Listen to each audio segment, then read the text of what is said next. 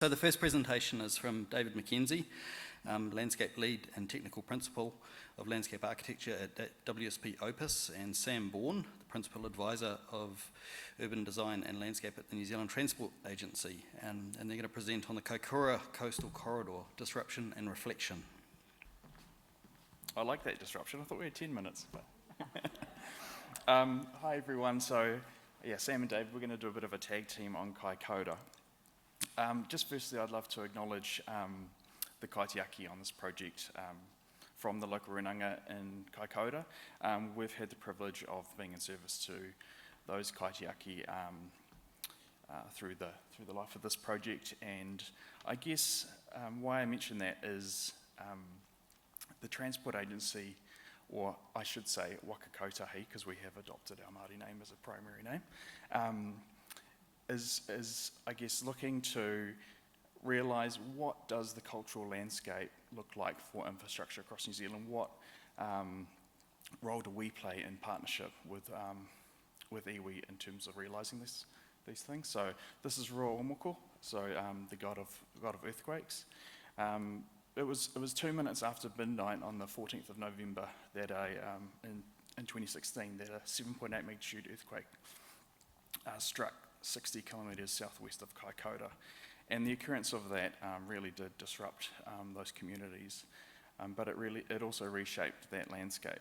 And so the government passed a suite of rapid legislation, special legislation, to enable this restoration and recovery project, which David and I and others have been a part of. So this work led to the formation of what we call NCTIR, the North Canterbury Infrastructure Recovery Alliance, and this is the sort of work that we're just going to introduce today.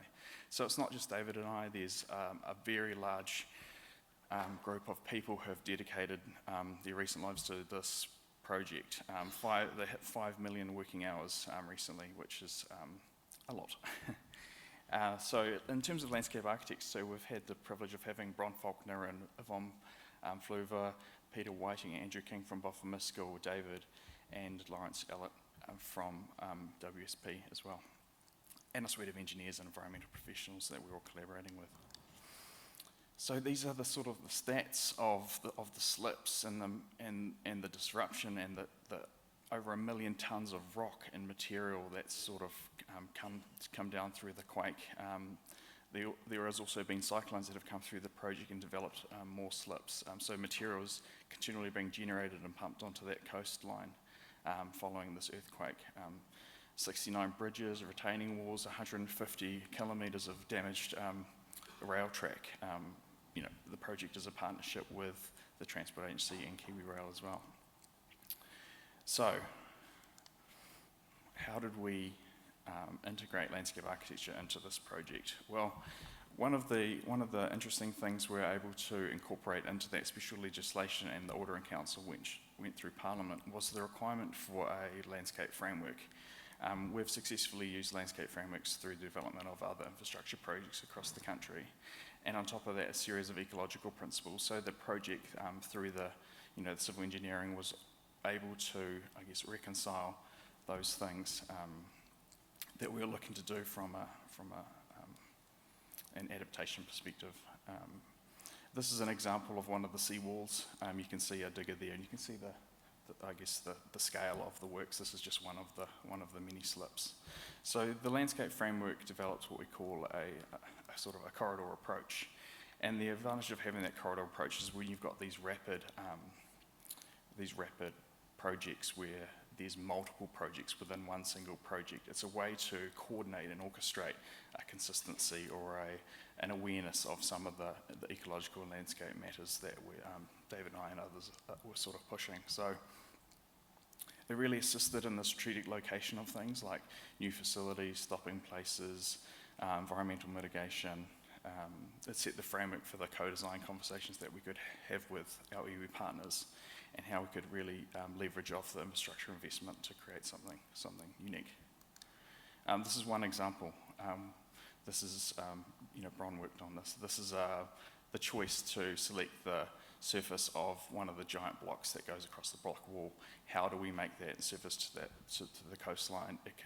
We picked a rough surface. It can grow marine organisms. It's a basic thing, but it's just it's a small way that we can respond to those things rapidly. Wider outcomes, rescuing the rare rock daisies off the coastal cliffs. This is one of the abseilers on the top right left, grabbing those plants before they fall or get sluiced away through the operations. Engaging with the local community and the schools, and obviously the biodiversity matters as well. So I'm going to pass to David. David's going to talk through some of the most recent work, and some of this work isn't yet complete, but I guess it talks to the sort of outcomes that we're now chasing towards the end of the project. So I'll pass to David. Thank you, Sam. Moving right along. Yeah, safe stopping areas. This is bringing back opportunity for the travelling public to actually make good use of the roading corridor on the Kaikoura coast. Those that know the area and love it know it's a stunning landscape. And basically we've brought back to life a lot of the old rest areas, and now focusing on their cultural, historic, ecological and landscape significance, plus of course including space to accommodate the travelling public. And as Sam says, this is all led by a corridor-wide approach, but each site reflects its actual site characteristics.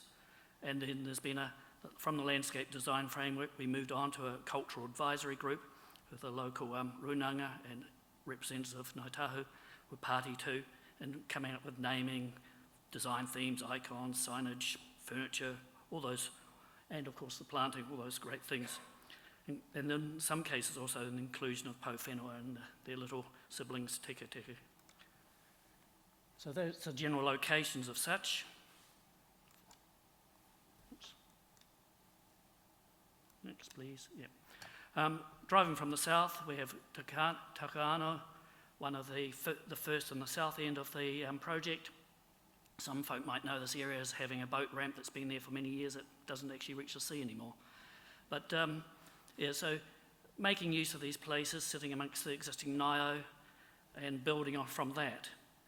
The design narrative in this instance is Wailing and Biculturalism, because this is where both the European and the local Maori came together in the 1840s, and intermarriage and such took place, and the community of Kaikoura in many ways grew from that. Icon being the harpoon, and whaling of course finished, it didn't actually conclude in the Kaikoura coast until the 1960s actually, and in the late 1980s whale watching came. So now we have the community of Kaikoura riding on the back of the current whale.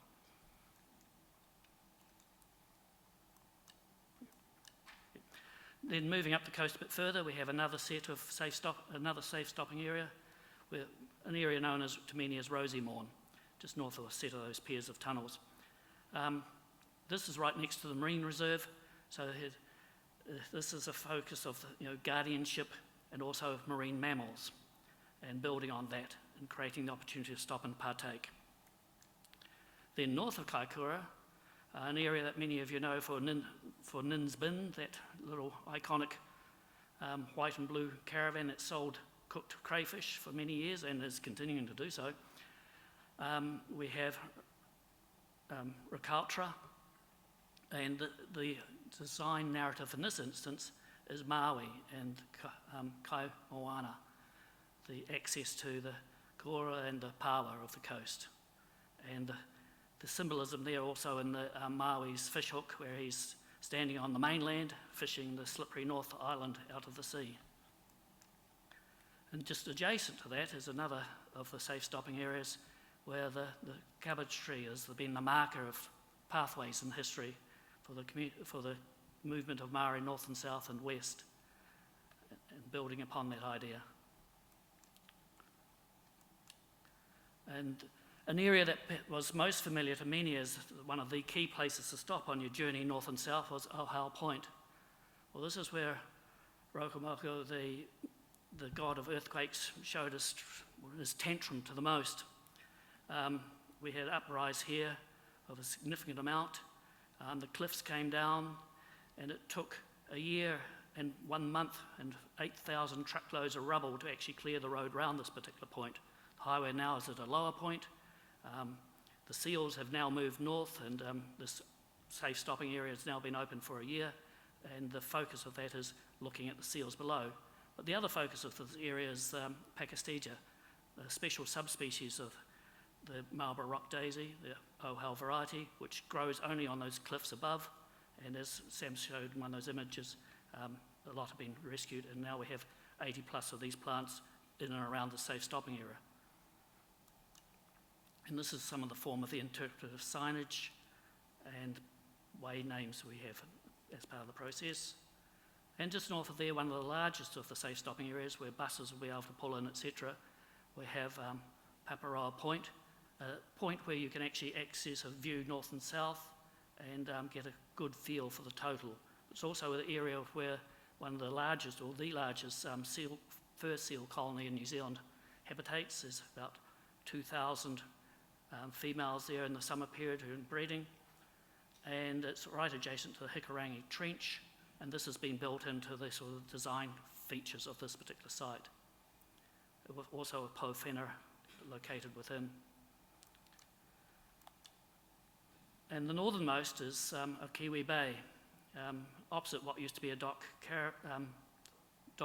campground, and just before you start to pull away from the coast on your northbound trip. The public toilets are part of some of these sites, and also in this instance a privately run coffee carts now in place or soon to be opened. But this is an area that was known for its totara and the building of waka from days past, and that also is part of the design focus of this site. But part of all this total is a design narrative, or a cultural narrative, sorry, that tells the story of creation right through to the whole heritage of the area. And in this instance, we're using as canvases 4 large rock tunnel shelter walls, which will have imagery, which one of the speakers tomorrow afternoon has created for us through the Cultural Advisory Group from Araki Creative. And also this imagery will be used on retaining walls north of Kaikoura. So the majority will be sandblasted or cortiened into these sites to tell that story as you move along the corridor. And that's our story in hopefully about 8 minutes. And here's another opportunity of a big project. Get a set of stamps designed. Thank you very much.